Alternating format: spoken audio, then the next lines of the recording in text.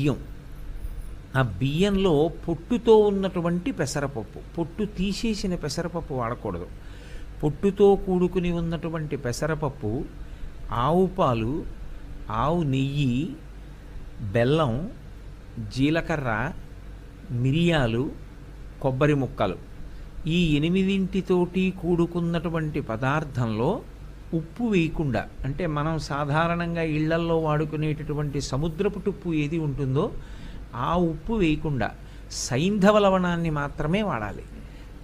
ఈ 8 పదార్థాలకి సైంధవ లవణాన్ని కలిపి ముద్గౌదనము అంటే పులగాన్ని తయారు చేసి అమ్మవారికి నివేదన చేసి దాన్ని ప్రసాదంగా శారదా నవరాత్రుల్లో ఏదైనా ఒకరోజు తప్పకుండా ప్రసాదంగా స్వీకరించాలి అని.